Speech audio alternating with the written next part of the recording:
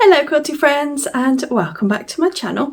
My name's Rachel and I make videos about quilting and my creative life. Anywhere that you can find me on the web is listed down in the description box below. And today I thought I would bring you along for a little bit of a making vlog because I am going to make the By Annie lunch bag pattern. So it's Grab Some Grub 2.0 and I'm scared. This is a paid for pattern, so I'll leave all of the details down in the description box, but I just thought I would share some snippets of the making process and obviously you'll see how it turns out at the end. I bought this pattern from the Festival of Quilts. I've just read through it now and I'm scared, but I told myself I don't need to read all of the steps now because that's when it gets a little bit overwhelming, doesn't it? So I've read the first few bits, all of the important information that I need to read. And of course, importantly, I've pulled out my fabrics. I would like to go for a pink body in lots of different varieties of pink. Quite similarly to how they've done on this, so different fabric for here, a different fabric for here, maybe something on the back. I'll see what the pattern allows for. So I've got a fat quarter of this one, 10-inch square of this, fat quarter of this one, and just a random piece of this. I'm sure it will fit in somewhere. I'd like my binding to be this. I hope that I will have enough because it does look like there is quite a bit of binding. So I'll have to do that thing where you make a continuous binding. If I can't do that when I read the instructions, I'll make my binding out of this. I've got 95 centimetres of it, so that will be easier. I was going to have this as the lining. I need to read the instructions before I decide which is the lining. I've also got this By Annie's mesh and it is a perfect match to the binding. So this was very kindly gifted to me from Missouri Star, so I'll leave the links to where you can purchase from Missouri Star down below. And then you also needed a buckle. I had to get them from Amazon and I had to buy 60 pieces, so there's 30 buckles in here. This always happens to me on Amazon. I don't leave it enough time to buy from somewhere where I can source just a few and I end up having to buy them all. So I've got a pink one. I think I'll use the pink, but there's also a purple that doesn't really go, and a couple of different blues. Goes with the binding a little bit, but I think I'll use the pink. And these are just 1-inch snap release buckles, I think that was called, but I'll leave the Amazon link in the description so you can also get some. They're not the smoothest, but it's not going to be used that much, the lunch bag. It's just going to be when I go for occasional day outs and things and I get sick of carrying my pack lunch in a carrier bag. So let's get started. I'm hoping that I've got enough foam wadding, so it calls for soft and stable, but it's the same thing. If I haven't got enough, I don't know what I'll do because I don't have a local shop that sells that. Let's read the instructions. I think will be a good place to start. So it says for the bias binding, I need a 15 by 15 inch square. So I'll be able to get that out of the fat quarter and hopefully have enough for the other bits of binding. The pattern has this like sheet that you can use. It says to photocopy it and cut all these squares out so that you can attach it to the piece of fabric or wadding that you've cut so that you don't lose track of what you've actually cut, which I think is a great idea. So I'm going to go photocopy that, and I think it'll be a great way to organise your fabrics because sometimes you're rooting through everything, aren't you, to try and find it. So yeah, I'll get started with this.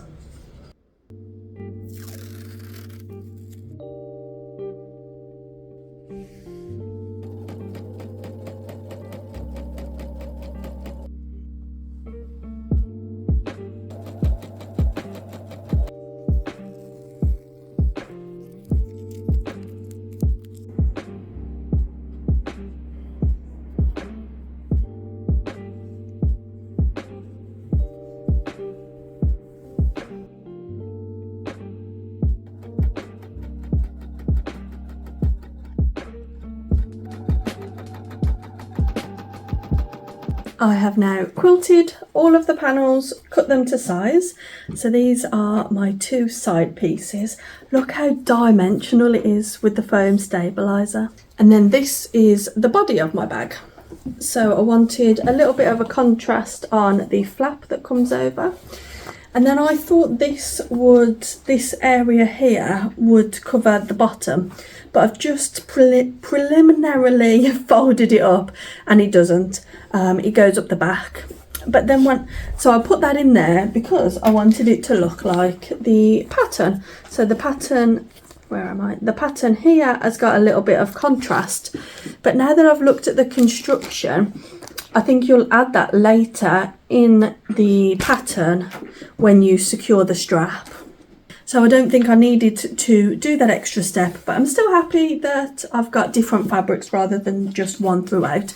And this was too long to get out of a fat quarter anyway, so I would have needed to piece it. So if I do end up adding a separate piece on that panel, I will use a different fabric completely.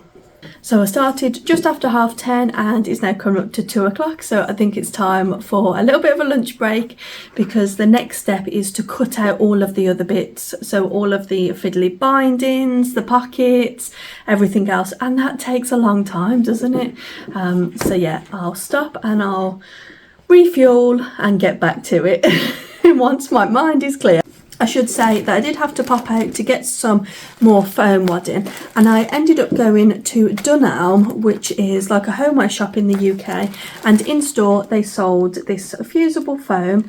It wasn't massive, it's 19 by 58, and for the pattern you did need a piece that was 20 wide, but I managed to cut it out with the extra width, so it was no problem at all. I did manage to get it out and I've still got plenty left. It's a little bit thinner. It's a little bit thinner than other foam that I've had. So I got this off a roll at a fabric shop, and then this is the Bosal foam. And then this on the top is the actual foam, so it is a little bit thinner, but it still has as much structural integrity. It's still standing up, and once it's all constructed, I was going to say, it does stand up. And don't forget, this will all be secured into the bag, so it's definitely stiffer than wadding. And that was £11 for this piece, so 18 by 58. So yeah, I'll leave the link to that online if you don't have a Dunelm that's local to you. But I did also see that Soft and Stable is on Amazon in the UK as well.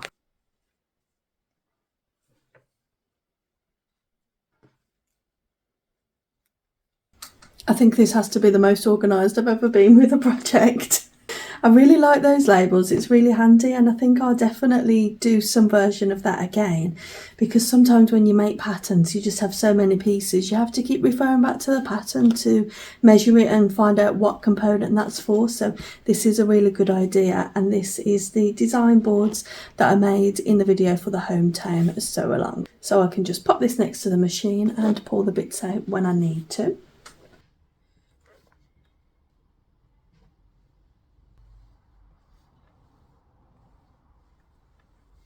Now it didn't say in the pattern what type of fusible interfacing to use, so this is like the strap that goes on the buckle. It just said fusible interfacing, so I just thought, well, I'll go for a medium, play it safe.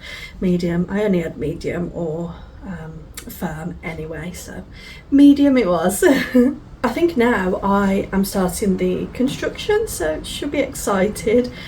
I am a bit nervous. But I think with these patterns, as long as you follow them one step at a time, that's all you can do.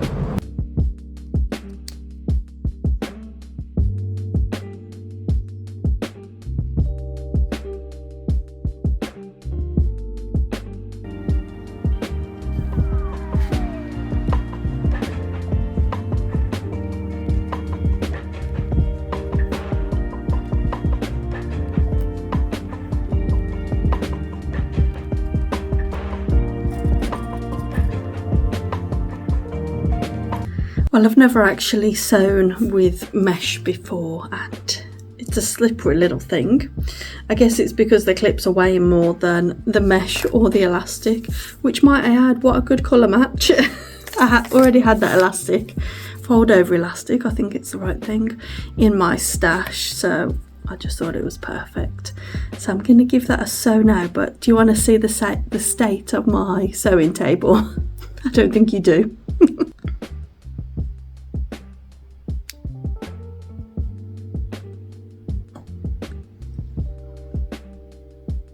It looks like a whirlwind has passed through here, but it hasn't, it's just been the sewing. So I've done the buckle, which that feels really good and sturdy.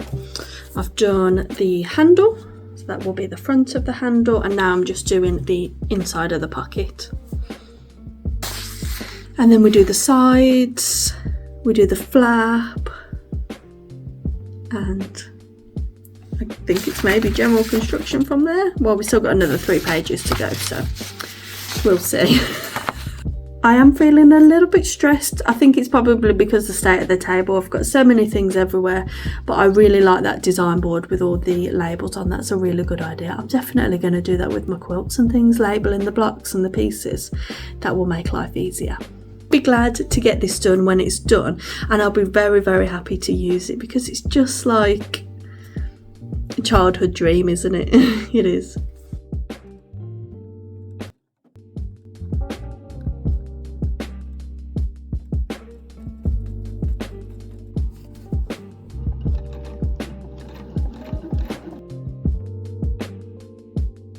It is now the next day. Could you see me getting more and more dishevelled yesterday?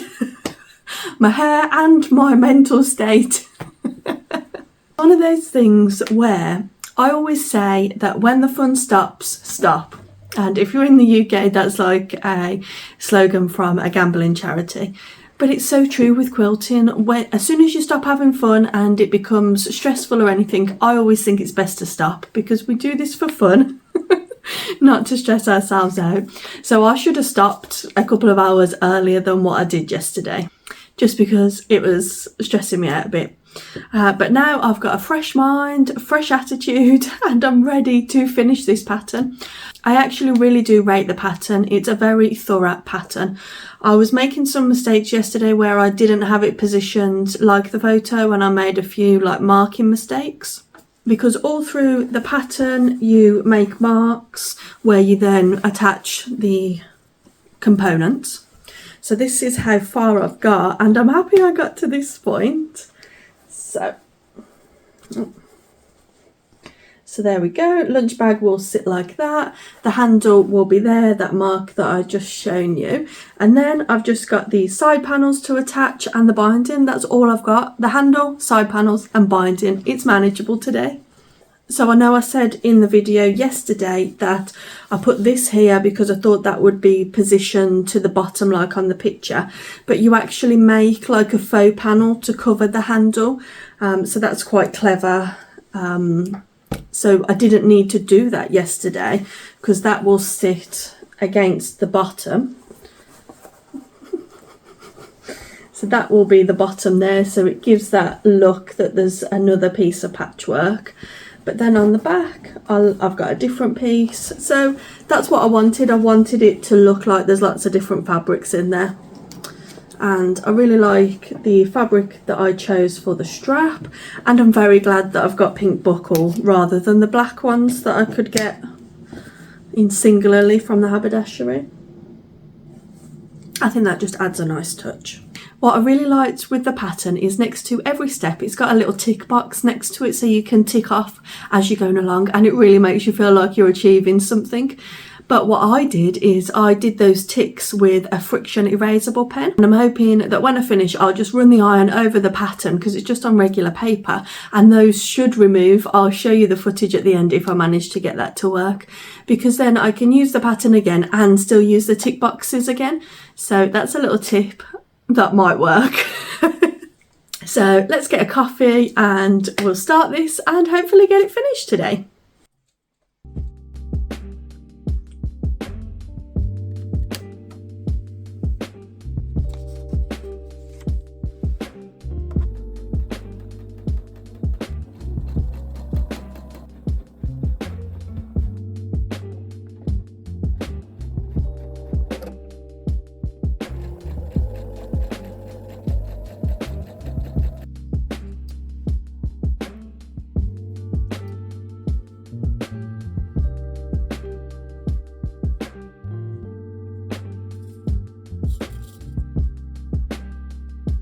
So I'm now just clipping all of the bias binding to the bag.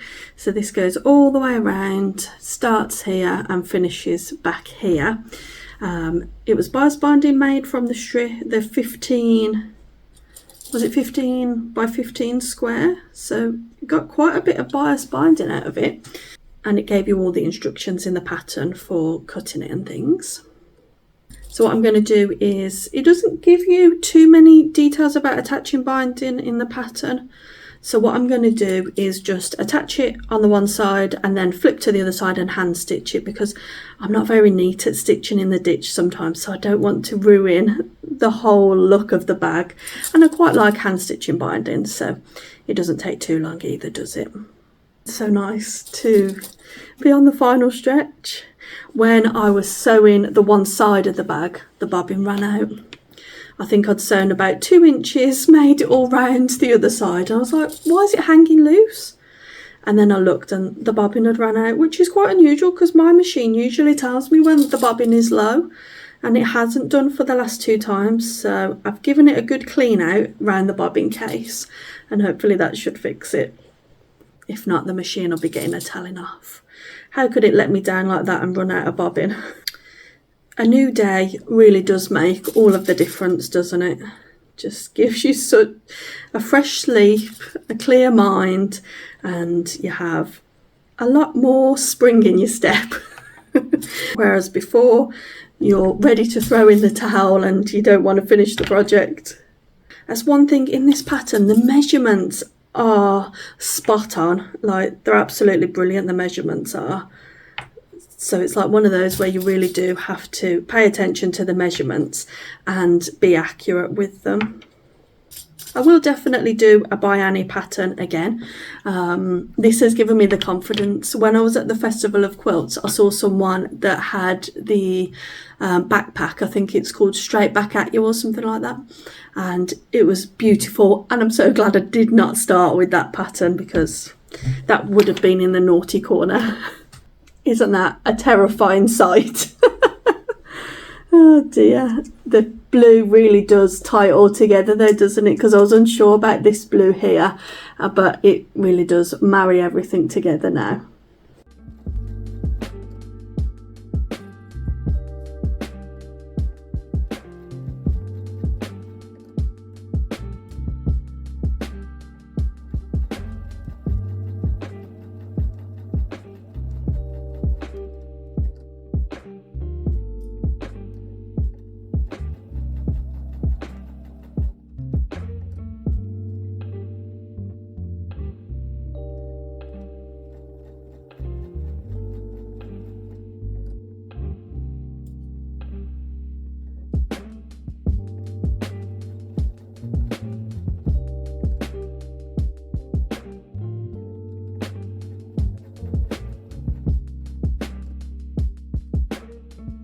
I can't believe it, I've done it.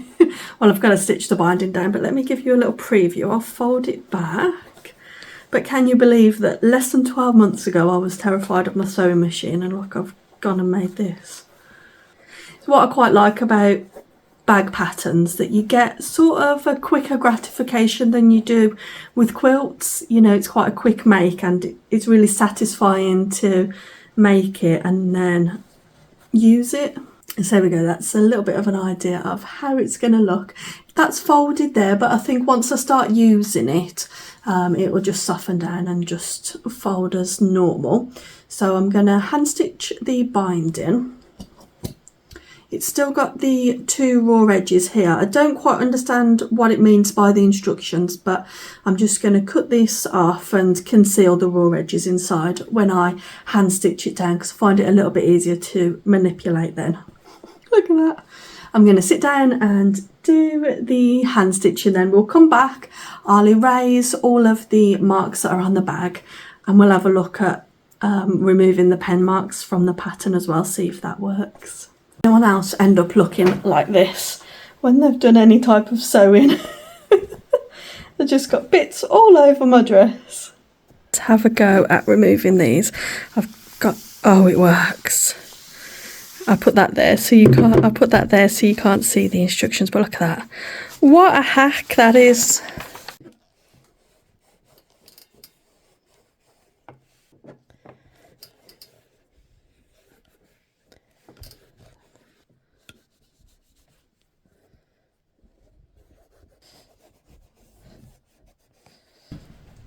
So there we go then. It's all completely finished. The binding is stitched down, all the iron marks are removed, and it's ready to be used. I'm so pleased with it. It's one of those ones that it's really satisfying to finish and to know that I could accomplish something so complicated. I've just seen another line on the back there. My iron is still hot, so I'm just going to erase that off. There's always a lot of controversy in the comments about the use of heat erasable pens. So of course, use them at your own discretion, do your own research. But being in the UK, I've never found that there's an issue with things coming back. But I would not draw across a quilt top with a heat erasable pen, something in a prominent area. I just wouldn't do that on a light fabric. I'd use like a chalk marker or something for that. But I think for this type of project, they're just invaluable and a really good resource to use. And especially for marking your pattern. Who would have known that that would completely just erase with the heat? Very happy with that. So until the next time, you take care and bye-bye.